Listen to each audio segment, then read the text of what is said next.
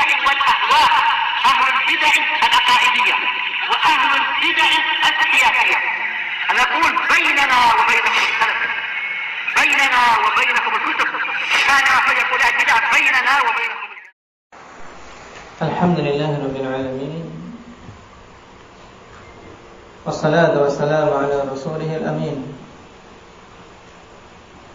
وعلى آله وأصحابه ومن تبعهم بإحسان إلى يوم الدين. أما بعد،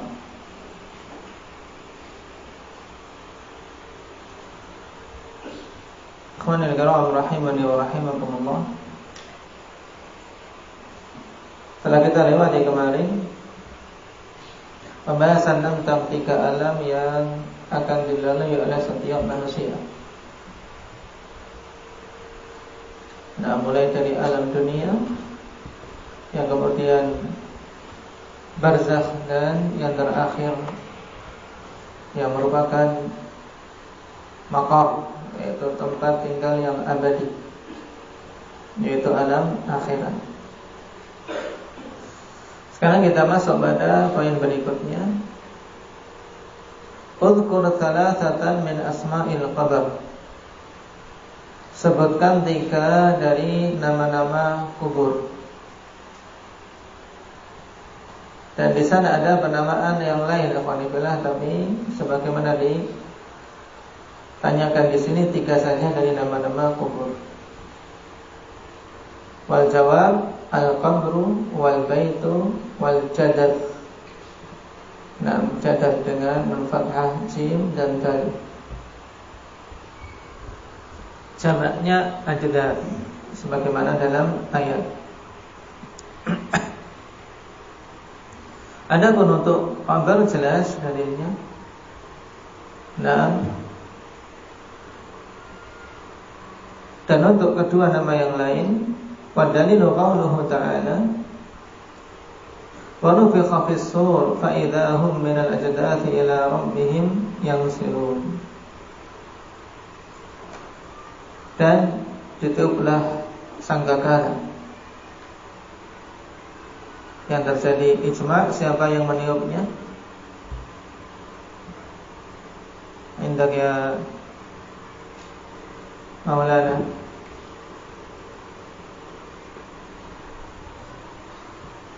Israfil.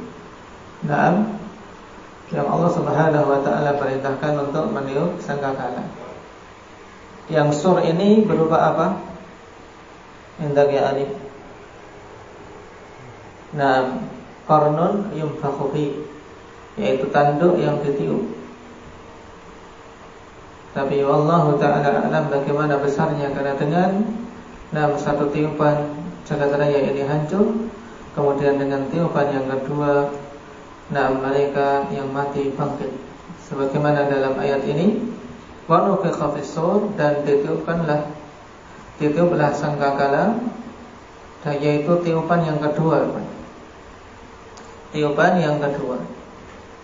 Fa idza hum minal ajdathi ila rabbihim yansilun, maka mereka dengan serta-merta keluar dari kubur-kubur mereka menuju kepada Rabb mereka dengan cepat. Dengan dikembalikannya ruh ke jasad. Dan ini adalah tiupan kebangkitan. Syahidnya di sini yaitu pada kata al-ajdad, jamak dari jadad, yaitu maka mereka tiba-tiba dari kubur-kubur mereka pun bangkit. Dengan dikembalikannya ruh ke jasad-jasadnya. Yang insyaallah ta'ala akan kita lewati pembahasan nanti pada perkara hari kiamat dan tentang bangkitnya manusia dari kubur-kuburnya. Adapun syahid dari ayat ini pada kata al-ajdad.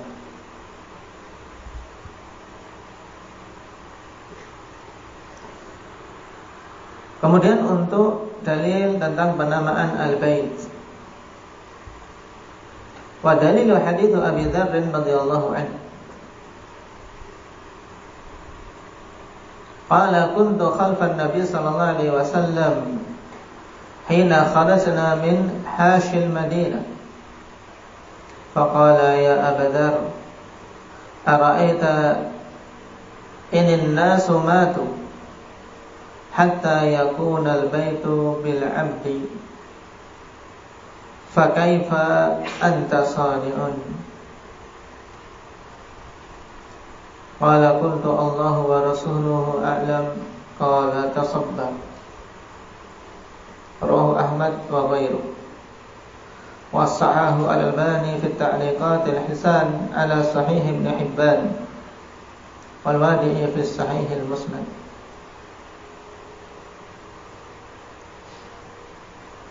Nah, dalilnya yaitu hadis Abi Dzar radhiyallahu anhu. Beliau mengatakan, dulu aku di belakang Nabi sallallahu alaihi wasallam ketika kami keluar dari suatu sudut dari sudut kota Madinah, atau di pinggiran kota Madinah. Dan banyak pada beberapa hadis Abu Dzar menceritakan bagaimana beliau berjalan-jalan bersama Nabi sallallahu alaihi wasallam. Sebelum kita baca hadis ini, ada yang ingat tentang bagaimana proses masuknya Islam sahabat yang mulia ini? Karena Abu Dzar ikhwanifillah dari Bani Ghifar, dan dia sebelum masuk Islam termasuk pemuka kaumnya. Dan yang pada beliau sifat menonjol berupa kecerdikan dan juga keberanian yang luar biasa untuk memegang kebenaran. Yang menunjukkan kecerdikan beliau afanifillah di awal-awal diutusnya Nabi sallallahu alaihi wasallam, mendengar berita tentang Muhammad yang diutus sebagai nabi di Mekah.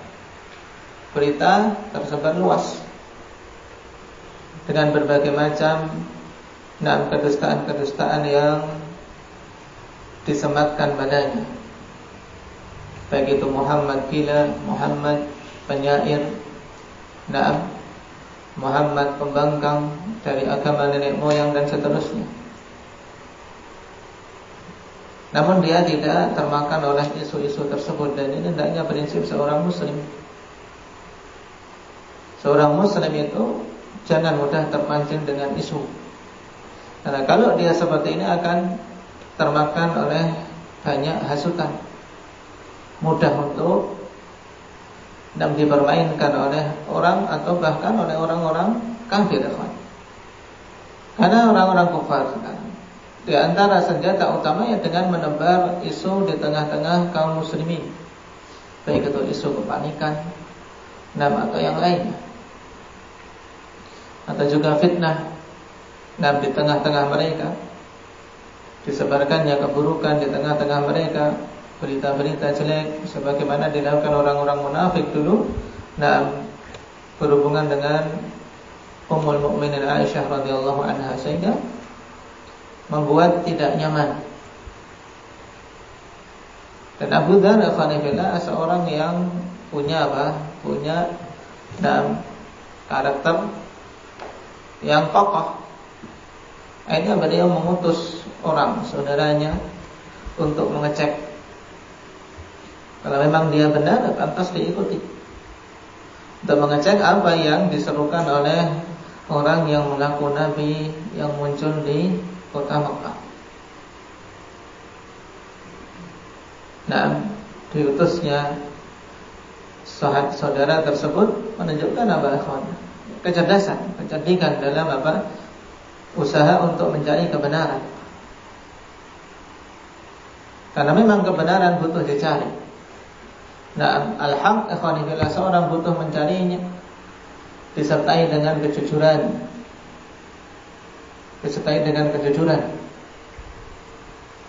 Sebab seorang yang jujur dalam mencari kebenaran, yakin Allah Subhanahu wa taala akan memberinya. Rasulullah sallallahu alaihi wasallam katakan, "In tasduqillaha yasduqka." Jika engkau betul-betul jujur kepada Allah Subhanahu wa taala, maka sungguh Allah akan membenarkan sesuai dengan apa yang engkau harap. Walaupun hadis ini hubungannya dengan kisah seorang sahabi yang mengaku berjihad hanya untuk bisa terkena panah. Maksudnya berjihad semata-mata untuk bisa mati syahid, sambil mengisyaratkan ke salah satu tempat di lehernya untuk bisa terkena panah dari sini tembus sampai sini, mengisyaratkan tempat di lehernya. Cuman kita tidak tahu dari daerah mana. Yang dulu Syekhuna Yahya hafizahullah taala mentanbih sebagian para khatib yang kemudian mengisyaratkan dari sini sampai sini. Kita tidak tahu dari yang mana bagiannya. Yang jelas di bagian lehernya. Dan betul Nabi SAW mengatakan, "In tasduqillaha yasduqka." Kalau engkau jujur, ya akan mendapat sesuai yang engkau harap. Dan betul ikhwan, ketika didapati jenazah-jenazah kaum muslimin, termasuk diantaranya sahabat tersebut, dan panah betul-betul menancap di tempat yang dia isyaratkan. Kejujuran dalam pengakuan kita. Demikian pula butuh jujur dalam mencari al-haq. Butuh jujur juga dalam mencari ilmu. Seorang ingin mempelajari bahasa Arab, butuh jujur. Namanya jujur ya sungguh-sungguh. Ingin menghafal Al-Quran, butuh jujur. Sungguh-sungguh. Bukan sekedar mengaku saja. Bukan sekedar angan-angan. Bukan hayalan ya. Tapi butuh kita jujur. Kalau kita jujur ingin ilmu, ingin Al-Quran, ingin hadits Nabi SAW, ingin ketinggian derajat di sisi Allah Subhanahu wa taala, ya tempuh sebabnya dengan baik. Yakin setelah itu Allah Subhanahu wa taala akan beri.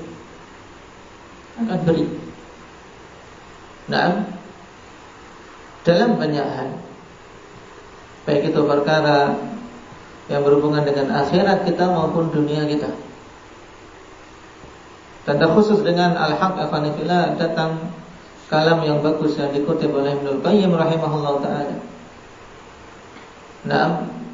Dalam Madarijus Salikin, man talaballaha bisidqin a'tahu mir'atan yubsiru bihal haqqa minal batil. Siapa saja yang mencari Allah, yaitu mencari kebenaran yang asalnya dari Allah Subhanahu wa taala dengan jujur, akan Allah Subhanahu wa taala berikan cermin sehingga dia bisa melihat dan membedakan mana yang hak dan mana yang batil. Sebagaimana seorang ketika bercermin afanifillah, dia tahu ada kotoran di mukanya, tahu ada kotoran di giginya. Kalau tidak akan lihat, ya, antum tidak akan melihat wajah antum kalau tidak ada cermin. Antum taib giginya berapa? Taib tai lalatnya di pipinya juga tidak akan kelihatan kalau tidak ada cermin. Demikian pula tadi, seorang bisa mengetahui al-haq dari al-batil, diberi pembeda oleh Allah Subhanahu wa taala kalau dia jujur dalam mencarinya. Di antara yang bisa kita jadikan ibrah Abu Dzar ini, dia betul-betul mencari Allah, akhirnya mendapatkannya. Saudara yang diutus tadi akhirnya pulang membawa berita. Dan yang disampaikan pertama kali ketika ditanya apa yang disuruh oleh laki-laki itu, ra'aituhu ya'muru bi makarimil akhlaq. Aku melihat dia memerintahkan dengan semua akhlak-akhlak yang terpuji. Ini poin yang pertama kali ada di benak manusia, Yaitu yang pertama kali dilihat manusia adalah apa? Oh, dia menyeru kepada akhlak yang terpuji. Karena memang Islam datang untuk menyempurnakan akhlak. Bukan apa? Bukan memperburuk sikap, untuk menyempurnakan akhlak. Makanya Abu Dzar ketika mendengar hal itu segera berusaha untuk menemui Rasul sallallahu alaihi wasallam. Padahal saat itu Rasul sallallahu alaihi wasallam dakwahnya masih sembunyi-sembunyi. Belum dinampakkan karena memang kondisi sangat lemah. Ketika datang pun Abu Dzar sembunyi-sembunyi. Nah, setelah bertemu dengan Nabi sallallahu alaihi wasallam, dia mengungkapkan keinginan untuk masuk Islam. Nah, diterima oleh Nabi sallallahu alaihi wasallam. Nah, dan namanya seorang pemberani tidak sabar. Nah, masa sembunyi-sembunyi, hanya dia ingin keluar apa? Untuk mengumumkan keislaman dia. Nah, akhirnya keluar di tengah kerumunan orang-orang Quraisy, mengumumkan keislaman dia. Pukuli sampai seakan-akan itu patung merah, bahkan berdarah-darah. Tidak kapok, besoknya lagi umumkan lagi, karena bentuk kebahagiaan dia dengan Islam itu. Nah, jadi awal-awal menunjukkan keberanian beliau untuk meneriakkan al-haq, dan juga di akhir kehidupan beliau, akhwanifillah, beliau kokoh dengan prinsip dia. Yang diisyaratkan oleh Nabi di akhir hadis ini, beliau diperintahkan untuk tasabar, berusaha untuk sabar. Nah, kita baca apa yang beliau katakan kepada Abu Dzar ini. Ya Abu Dzar, ara'aita idin nasu matu? Wahai Abu Dzar, nah, bagaimana pendapatmu apabila manusia itu telah mati sehingga kubur itu menjadi tempat seorang hamba? Hatta yakunal bait, ay hatta yakunal qabru bil 'abdi. Di sini al-qabr dinamakan dengan al-bait, ibarat rumah. Dan itu rumah kita yang berikutnya. Nah, maka sempit dan luasnya rumah itu, itulah yang harus kita persiapkan. Nah, karena kubur bisa sangat sempit sehingga menjadikan tulang-tulang kita seremuk. Nah, taib, dan begitu tersiksa di dalamnya, tapi juga bisa begitu luas, ibarat taman dari taman-taman surga. Itu rumah, untuk kita menunggu tegaknya hari kiamat. Maka usahakan untuk bisa senyaman mungkin. Untuk senyaman mungkin. Kita bisa bersabar ketika di dunia, ikhwanifillah, dengan rumah yang sederhana, rumah yang ala kadarnya. Tapi bisakah bisa sabar ketika mendapati sempitnya rumah di kubur kelak? Dengan siksa yang diberikan bagi mereka yang durhaka. Nasallallahu al-afiyah. Bagaimana pendapatmu apabila manusia telah mati sehingga kuburnya itu menjadi tempat bagi seorang hamba, tempat tinggal? Fakaifa anta shani'? Maka bagaimana engkau akan melakukan, atau apa yang akan engkau lakukan oleh Abu Dzar ketika manusia sudah mati dan sudah dikubur?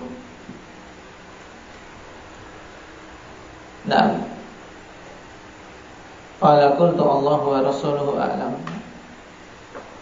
Maka Abu Dzar mengatakan, Allah dan Rasulnya lah yang lebih tahu. Qala tasabar, bersabarlah. Ini juga isyarat bahwasanya meninggalnya Abu Dzar ikhwanifillah termasuk sahabat yang akhir-akhir meninggal. Mendapati masa-masa akhir para sahabat. Diperintahkan oleh Nabi untuk bersabar. Ditinggal Rasul sallallahu alaihi wasallam, ditinggal Abu Bakar, ditinggal Umar. Tayyib, tasabar, bersabarlah. Karena tentunya ditinggal oleh orang-orang yang tercinta, ikhwani fillah, merupakan suatu perkara yang berat. Nah, dan tidak ada yang dicintai lebih mendalam oleh para sahabat melebihi Rasulullah sallallahu alaihi wasallam.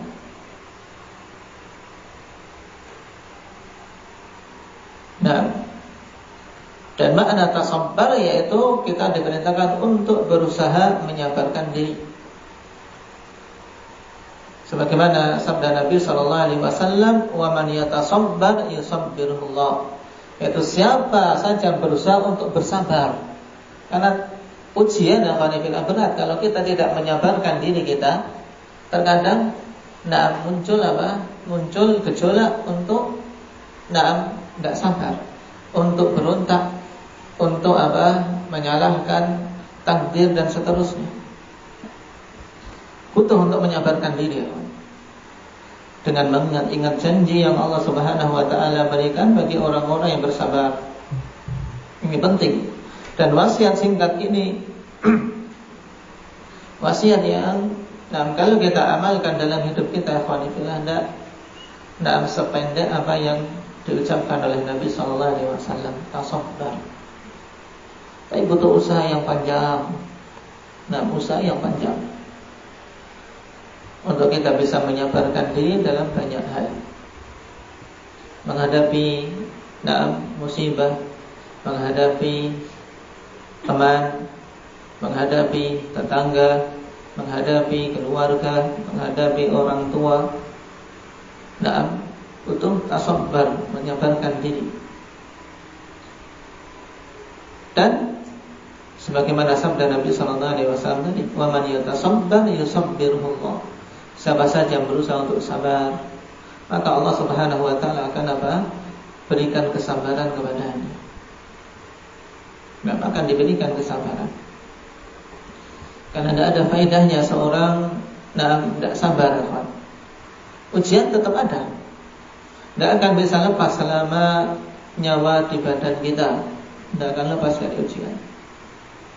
Dan hanya mereka-mereka yang bersabar yang bisa lulus dalam ujian tersebut.